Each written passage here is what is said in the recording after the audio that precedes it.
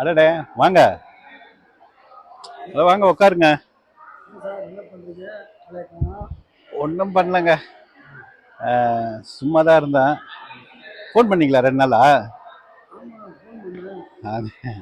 அட ஏங்க அது முந்தா நாள் வெளியில் போகும்போது ஃபோனை பேசிட்டு அப்படி வச்சுருந்தேன். அதுக்குள்ளே பார்த்தா எவனோ தூக்கின்னு போயிட்டான்.